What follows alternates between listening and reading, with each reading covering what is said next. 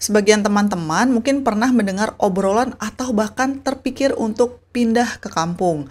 Apalagi dengan isu yang semakin santer tentang potensi krisis ekonomi di tahun 2030, ide ini jadi semakin menarik. Sebenarnya kenapa sih banyak orang yang merasa ini langkah yang bijaksana? Mari kita bahas 13 alasan kenapa pulang kampung patut dipertimbangkan. Jadi, krisis ekonomi yang diperkirakan akan melanda pada tahun 2030 telah menjadi bahan pembicaraan hangat dan memicu banyak orang untuk mencari strategi mitigasi yang efektif.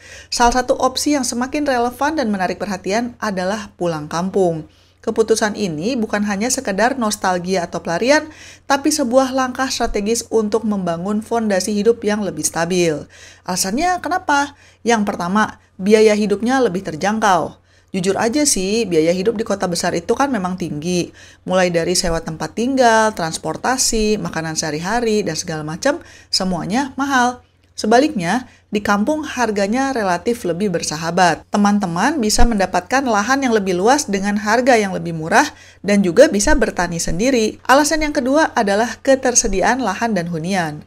Harga properti di kota terus melambung, sementara kalau di kampung, kita bisa mendapatkan lahan yang jauh lebih luas dengan harga yang lebih terjangkau. Memiliki lahan sendiri juga memungkinkan kita untuk membangun rumah atau berkebun, sehingga bisa menghilangkan beban sewa rumah atau cicilan bulanan yang sangat membebani. Kebebasan finansial ini adalah aset yang sangat berharga. Alasan yang ketiga adalah biaya transportasi yang minimal. Ketergantungan pada transportasi publik atau kendaraan pribadi setiap hari menjadi pengeluaran besar di kota. Kalau di kampung, jarak yang ditempuh biasanya relatif dekat dan banyak kegiatan yang bisa dilakukan dengan berjalan kaki atau bersepeda. Pengurangan ini tidak hanya menghemat uang, tapi juga mendorong gaya hidup yang lebih sehat. Alasan yang keempat adalah gaya hidup sederhana dan hemat. Rekreasi di kota seringkali menuntut biaya yang besar, misalnya nonton di bioskop, makan di restoran mahal, atau pergi ke kafe kekinian. Sebaliknya, hiburan di kampung seringkali gratis dan dekat dengan alam. Misalnya aja mendaki gunung, memancing di sungai, atau berkumpul di teras rumah. Gaya hidup sederhana ini tidak hanya hemat, tapi juga memberikan ketenangan batin yang esensial. Alasan yang kelima adalah ketahanan pangan dan kemandirian penuh. Kota besar sangat bergantung pada pasokan dari luar. Kalau ada krisis, rantai pasok makanan bisa terganggu dan harga bahan makanan bisa melonjak drastis.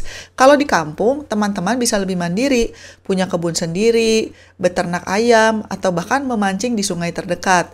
Ketersediaan makanan tidak lagi menjadi masalah yang bikin pusing. Kemudian alasan yang keenam adalah produksi yang mandiri. Dengan memiliki kebun sendiri, kalian bisa menanam berbagai jenis sayur, buah-buahan, dan rempah-rempah yang bisa memenuhi kebutuhan sehari-hari. Surplus hasil panen bahkan bisa dijual atau ditukar dengan produk lain dari tetangga, sehingga bisa menciptakan ekonomi lokal yang kuat dan saling mendukung.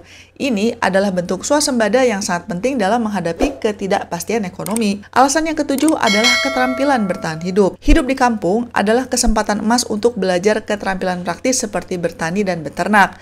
Pengetahuan ini tidak hanya berguna untuk diri sendiri, tapi juga bisa menjadi sumber penghasilan tambahan atau dibagikan komunitas. Gimana caranya jadi sumber penghasilan tambahan? Ya, tinggal dibuat video aja, terus diupload ke YouTube. Jadinya, kalian bisa dapat uang dari YouTube meskipun berdomisili di kampung. Ini adalah investasi yang akan bisa mendatangkan uang juga. Alasan yang kedelapan adalah lingkungan yang lebih sehat dan damai. Polusi udara dan suara, serta kepadatan penduduk di kota dapat berdampak buruk pada kesehatan fisik dan mental. Makanya, kembali ke kampung adalah langkah untuk mendapatkan kualitas hidup yang lebih baik. Alasan yang kesembilan, udara bersih dan paparan alam. Udara yang bersih dan bebas polusi di kampung bisa meningkatkan kesehatan pernafasan dan juga mengurangi resiko penyakit kronis. Keterhubungan dengan alam seperti paparan sinar matahari dan juga keindahan pemandangan bisa meningkatkan produksi vitamin D dan secara efektif mengurangi stres serta kecemasan. Alasan yang ke-10 adalah keseimbangan mental. Suara alam seperti kicauan burung dan juga gemericik air sungai itu bisa menenangkan daripada mendengar deru klakson dan juga keramaian kota. Apalagi macet ya, itu bikin stres banget. Lingkungan yang damai sangat penting untuk menjaga kesehatan mental saat menghadapi tekanan hidup yang pasti akan meningkat di masa krisis. Alasan yang ke-11 adalah solidaritas sosial dan juga gotong royong yang kuat. Salah satu aset terbesar dari kehidupan di kampung adalah komunitas yang erat dan rasa gotong royong yang relatif kental. Di tengah krisis, dukungan sosial itu akan menjadi sangat penting. Alasan yang ke-12 adalah jaringan sosial yang kuat. Hubungan antar tetangga di kampung itu cenderung lebih erat. Kalau ada kesulitan, orang-orang cenderung lebih mau membantu. Solidaritas ini bisa menjadi penyelamat baik untuk berbagi sumber daya, saling mendukung secara emosional atau bertukar keterampilan. Dan alasan yang ke-13 adalah rasa aman dan kebersamaan. Hidup di tengah komunitas yang saling peduli menciptakan rasa aman dan juga kebersamaan. Kalian tidak akan merasa sendirian dalam menghadapi tantangan karena ada orang-orang yang siap membantu dan peduli. Dukungan emosional ini sangat dibutuhkan terutama dalam situasi sulit. Dengan semua pertimbangan ini, pulang kampung bukan sekedar melarikan diri dari kota, melainkan sebuah keputusan yang sangat strategis dan realistis. Ini adalah kesempatan untuk mengurangi ketergantungan pada sistem yang rentan, berinvestasi pada diri sendiri dan komunitas, serta mendapatkan kembali kendali atas kehidupan.